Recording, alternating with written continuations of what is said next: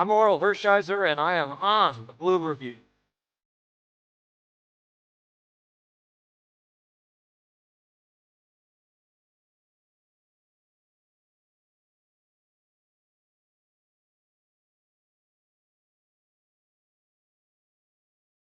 Hey, this is Sean Green. You're watching the Blue Review. Bum, bum, ba-na-na, bum, bum. Yeah. No lasers. You get nothing even close to a No laser for what lasers that today. was. Sad What a baby disaster. today. Welcome to the Blue Review presented by LAX. I'm Marcus Grant. That is Greg Bourbon. We'll be joined by our pal Matthew Moreno in just a little bit. But Greg, I want to start the show by thanking the San Antonio Spurs for letting me forget about the Dodgers collapse for at least a few hours last night. My goodness, there's multiple games of collapse. The way I put it in on Twitter last night for the Knicks game, OG meet Freddie. It kind of got that same kind. It had that same kind of vibe, like where he out of nowhere comes out of nowhere and puts that tip. It was an amazing game last night. Knicks fans are still the worst, and they don't deserve to win a championship. But that's at least that made you feel a little bit better after all the home run palooza that was going on in Pittsburgh. Yeah, I just real quick on that. I have a good friend who's a Knicks fan in our text chat yesterday. He went Is he from the worst too?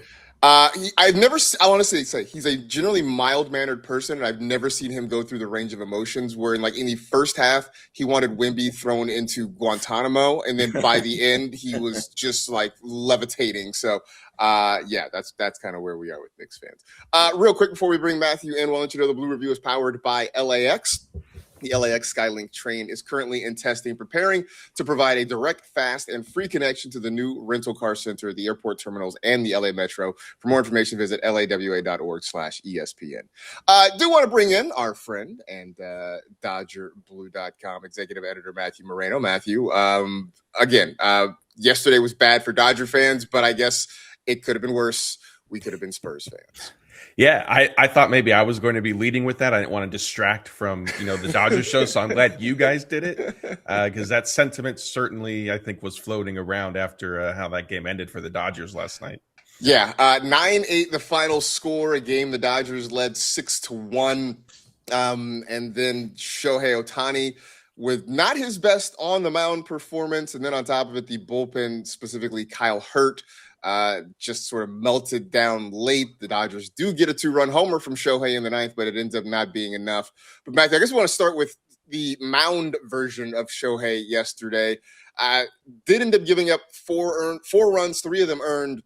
But more than that, he just seems to have late last couple starts kind of been struggling with his command a little bit. Just I don't know if there's anything in particular to it, but he just has not looked quite sharp in his last couple outings.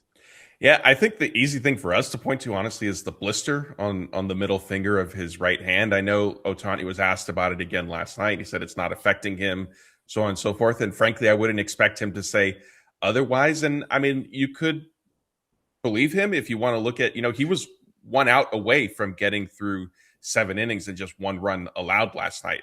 3-0 count, tried to get, a fastball over, get me over fastball for a strike, ends up, leading to the 2-run double. That ended his night. Then, Alex Vesia came in and Max Muncy made the air. And so there's your 4th run, which, as you mentioned, only 3 were technically earned. But it did, his ERA has now skyrocketed to above 1 at this point. But, with Ohtani, you go back the last few starts, what really what sticks out to me is heading into his outing in San Diego.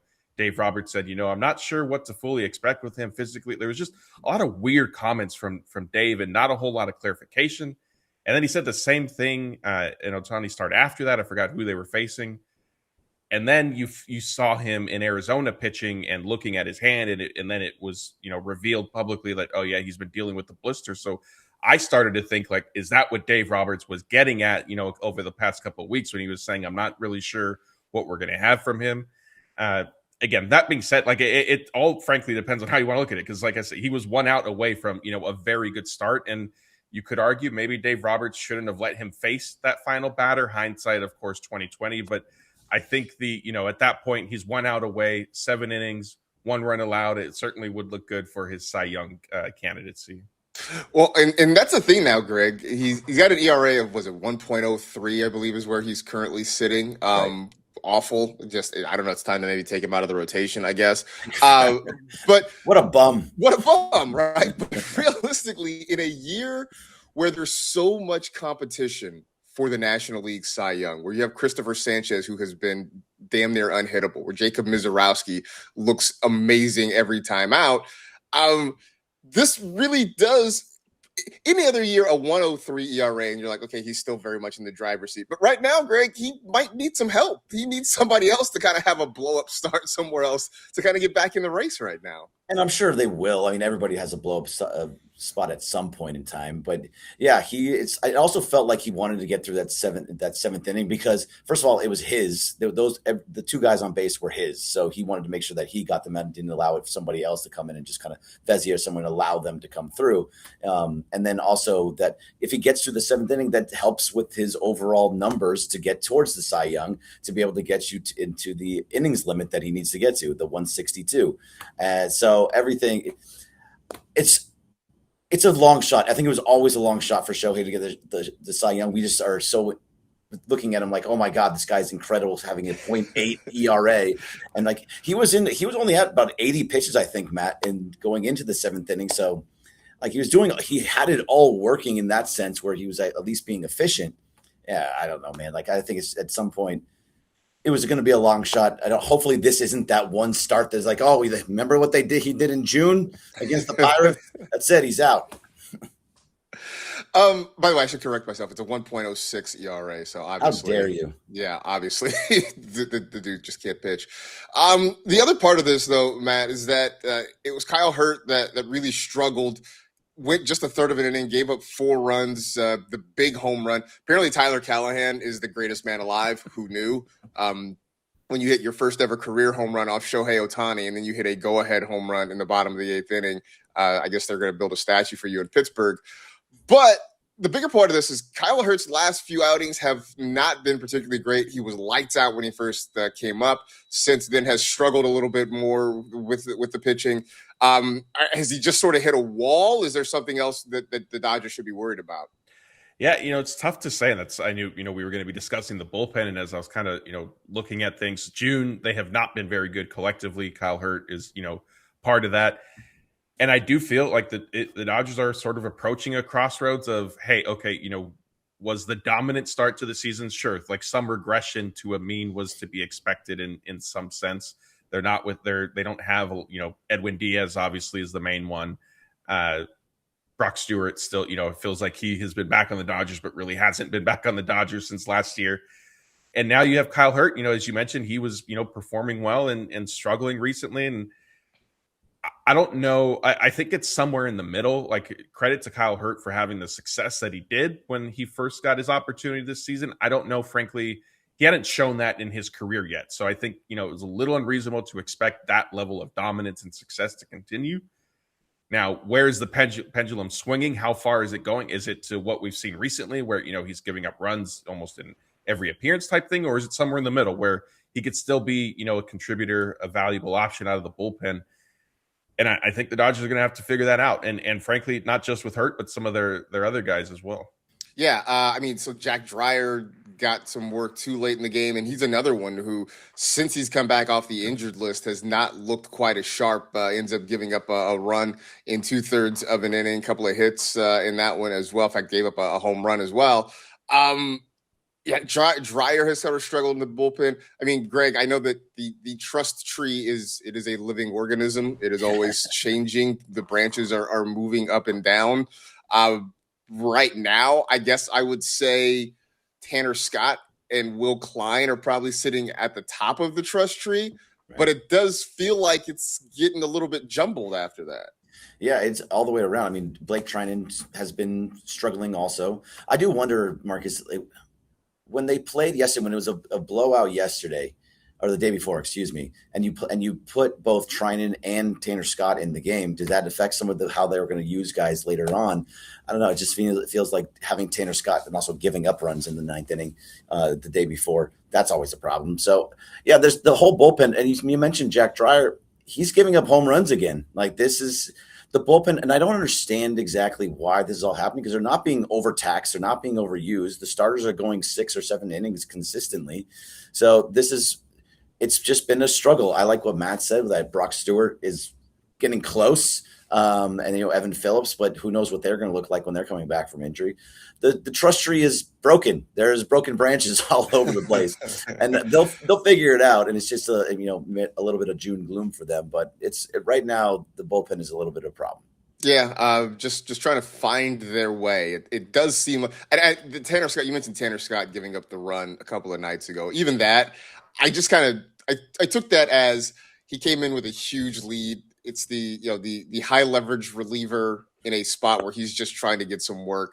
So I didn't really put too much worry into that, but seeing guys like Hurt, like Dreyer, really give up hits, runs, home runs in close situations. That's the part that is a little bit more concerning for me right now. Yeah, my point though with that is, why was he in that? Yeah, I think honestly, sorry not to cut you guys off. That I think was a byproduct of how Sunday's game went, since it was so lopsided and they had to burn through their bullpen. Dave Roberts said after Sunday's game that the Dodgers were likely going to have to stay away from some relievers on Tuesday. And so I think that's what we kind of saw was some guys basically weren't available. Tanner Scott hadn't pitched in a few days. And so let's just get through this game and kind of fully reset things. All right. So we'll see who's available tonight if necessary in that bullpen, if it comes down to that for the Dodgers. Bad news. Losing a 6-1 lead wasn't bad enough news for the Dodgers. Possibly even worse news. Greg, I hear you. I hear it in your voice already. Will Smith on the injured list has been out for the last few games because of a stiff neck. Now it's a thing that is bad enough that he's going to have to go on the IL. Greg, would you like to make any predictions how long this is going to last? If you can, I don't know, parse through Doc Roberts speak, and do we actually see Will Smith at the end of, say, 10 to 15 days, or could this linger? Yeah, when it comes to Doc and putting guys on the IL, I tend to lean towards the latter, where it lingers and lasts a really long time. I hope not, though. I'm hoping it must be more than a stiff neck, Mac, because a stiff neck kind of goes away after a few days. This seems like it might be just something a little bit more. And I know that they're trying to figure out if they want to go with Eliezer Alfonso or go with Chucky Robinson, who we saw a little bit of Chucky Robinson last year. So Matt, you might have a little bit more on this, but Marcus, for me, I always lean on it's going to last longer if Doc's saying it's going to be short. Yeah, I mean, Matt, any insight? I saw that it's probably going to be Chucky Robinson. I don't know if they decide to go a different direction, but, I still think this means, obviously this means Dalton rushing into getting the lion's share of the innings back there until Will Smith is back, right? Yeah, so rushing will obviously be the primary catcher. It does look like it's going to be Chucky Robinson. Okay. To the extent of Will Smith's injury, like Greg said, I'm expecting this to be, 2 weeks type thing. The Dodgers do have the option to backdate it 3 days from today, so to Monday. I'm assuming they will take that option just in case, I guess, Will Smith starts to, recover a little bit quicker than he has over the past few days. And so that leaves him then eligible to come back almost a week from now on the 19th. I don't know if that will be the case. I think it might. I think maybe he misses that weekend series. I forget who the Dodgers are playing, maybe the Orioles, if I remember their schedule correctly. But yeah, it's been definitely a weird thing. He was scratched from the lineup, and then it was, he'll be back on Sunday, just kind of a stiff neck type thing. And then they didn't have media availability for Dave Roberts on Sunday. I think it was because there was pups in the park. I'm assuming Dave and all the players wanted to watch all the dogs parading. Of course, that's what it was. So we didn't get a chance to speak with him about Will Smith not being in the lineup on Sunday until after that game. And he said, yeah, just still kind of dealing with some discomfort, some stiffness, so on and so forth. The hope was that he would be back Tuesday, but with travel and getting on a plane, there was some uncertainty. He was asked about imaging. I'm assuming MRI, CT scan type thing. It wasn't specified. He said that came back fine and okay. But then out in Pittsburgh, when Dave was discussing Will Smith's neck, he said, I'm not really sure where we're at, with imaging and stuff like that. So a weird situation. I know that we have discussed it on this show when I've been, on with you guys. I know we've discussed it over on our Dodger Blues show. You guys have touched on it. Marcus, you just alluded to it right now. With Dave Roberts and injury stuff, it's always you kind of need to try to, read between the lines and sort of piece things together. Yeah, it's always. I mean, we have come to the conclusion that if Dave says it's going to be a short stay on the injured list, then we prepare for a couple of months for him to be out at that point. So who knows? Well, fingers crossed that Will Smith gets back in there sooner rather than later. I mean, in the meantime, Greg, your thoughts on Dalton Rushing? I mean, yeah, I know he had the slide a couple days ago, and so he add the Pirates to the list of teams that Dalton Rushing has angered so far this season. but it does. Mad. You look, man. There's 20-something other teams that he's got to check off his list at this point. But your thoughts on it, because he came out of the box hot. The month of May was not so great. It does seem like he's starting to put it together here in June, though. Yeah, it does. I mean, not so much yesterday, but for the most part, I think when he sees consistent playing time, it seems like he starts to do a little better. And that's everybody, right? If you actually get some time to play it on a regular basis, you're going to start hitting a little bit better. And he's doing that. So I think the mindset change helped him to realize what happened last year, where you're just kind of sitting around and you're only playing 1, 2, 3 times a week tops. And now he's playing a little bit more. So he's being a little more comfortable at the plate. Now it's going to come down to, okay, now I'm playing every single game and I'm going to just get a day off every once in a while. I have to hit. Does the pressure kind of get to him? I hope not. And also, like, when Will Smith does come back, does that put him back into a little bit of a tailspin of, I was playing every day, I was playing well, and now I have to sit behind Will Smith, who's obviously better. But, I wonder what a young guy's mindset will be when has to go up, down, up, down. But I do think this will help him a ton, where he gets to play a bunch in a row. I mean, so to that point, Matthew, I mean, if we could just take a long-term view on a guy like Dalton Rushing, because obviously they like him. They're trying to find ways to get him into the lineup. It definitely helps if they can get Shohei off his feet every few days and let Rushing DH if nothing else. There are no obvious spots for him to take over in the very near future. Do you think he's going to be okay with sort of being a platoon player? And do the Dodgers have a long-term plan for a guy like this? Yeah, I've wondered about Rushing's long-term fit, especially once the Dodgers signed Will Smith to that contract extension, a few years ago now, I think maybe 2 years ago.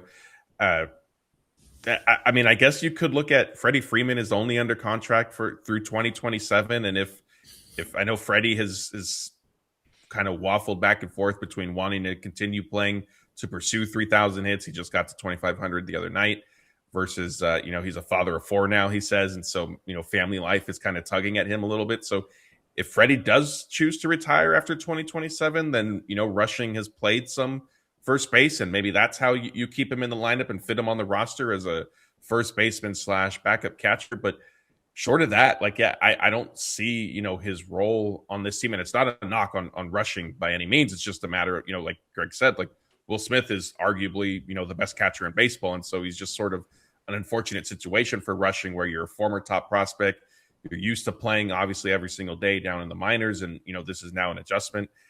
So it's definitely going to be curious to see how all of that sort of unfolds. And even, with the DH opportunities, sure, the Dodgers we're giving Ohtani some rest and some time off for his pitching starts, but now the last, I believe, 3, if not 4 pitching starts, he's been hitting in the lineup as well. And so, that's going to be fluid. It doesn't mean that Ohtani now is going to be a 2-way player every time he takes the mound, but it's clearly not a case where the Dodgers feel like, hey, every time Ohtani's pitching, then we're definitely giving Dalton Rushing some at bats here as the DH. So, it's going to be interesting to see how they sort of juggle everything kind of, beyond this season.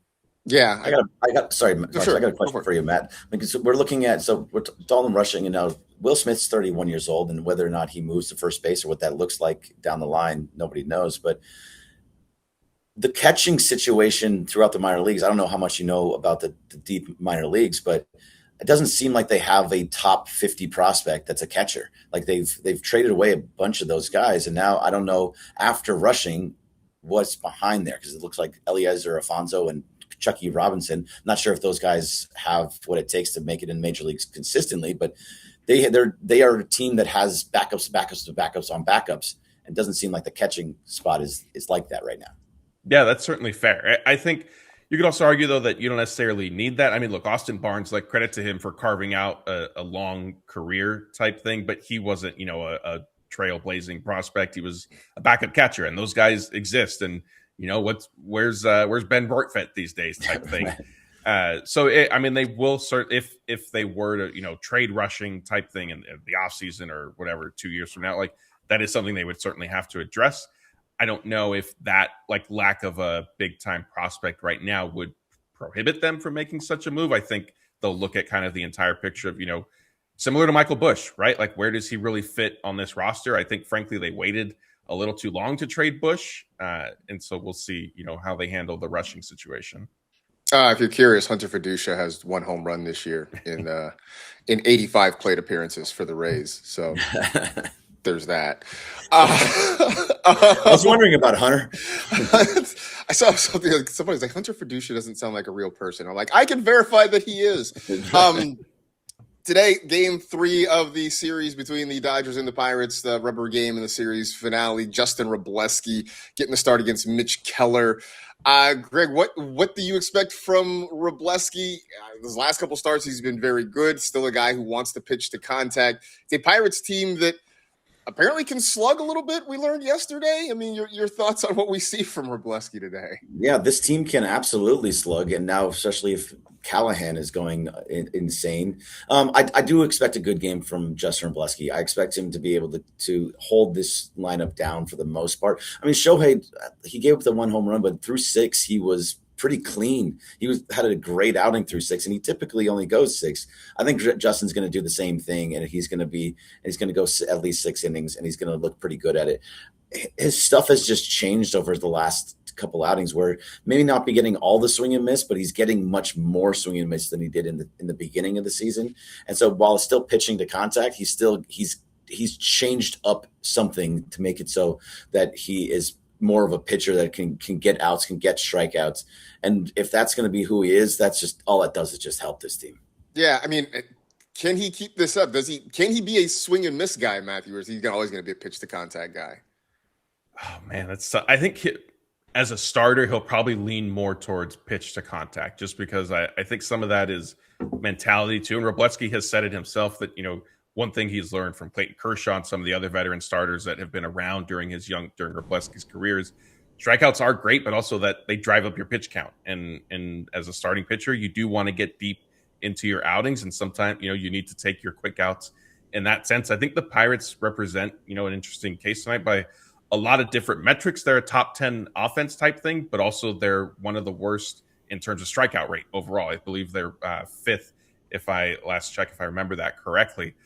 So, you could see a little bit of both, where they present somewhat of a challenge to Wroblewski, but also maybe there's a little susceptible to, if he does have, kind of an anomaly start, if you will, where his strikeout numbers are up the way they were. I forget which team it may have been when he, set a season high, maybe his career high with 8 or 9 strikeouts weeks ago. Yeah. Was it the Phillies? Do I have that wrong? It might have been the Phillies. I think it was, and it was 9, I believe. Yeah. Yeah. When he just sort of shocked the world with all the strikeouts there. Last thing, World Cup starts today. I will ask both of you gentlemen, does the United States get out of the group stage? Yes, they do. They do not. Was it Paraguay, Australia, and who else is in there? I don't recall who else is in their group. I do think they get out of the group stage. You typically want the home team to get out of the group stage. Now, what they do after that, that's You're playing with house money. Right. Yeah, I don't know your feelings on this, Matt.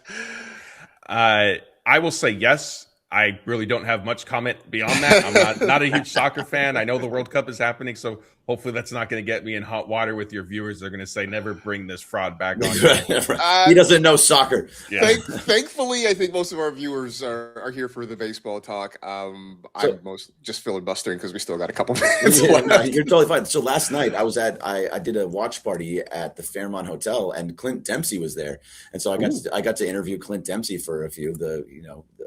He was Team USA legend. So yeah, that was pretty cool. Very cool indeed. He seems pretty high on the team, which you're always high on the team until the games start. Right? Everybody has a plan until they get punched in the mouth. So right, exactly. Stick around because there's a lot of ESPN LA watch parties and events around the World Cup. A couple today, couple tomorrow over at Hollywood Park. So stay tuned for more information on that as well. And come on out if you have a chance and watch the World Cup with us. In the meantime, Stick around for the Sedano and Cap Morning Extravaganza coming up right after us. Matthew, it's good to talk to you. Good to see you again. Hopefully we can do this again soon. Yeah, I appreciate you guys. It's always fun being on bright and early, starting everybody's morning. Absolutely. I appreciate the folks in the chat for being on bright and early to hang out with us. Thanks to Tim, as always, for production assistance. For Matt, for Greg, I am Marcus. This has been the Blue Review presented by LAX. We'll see you tomorrow, 6:30 to 6:55, right here on the ESPN LA YouTube channel. See ya. That's it.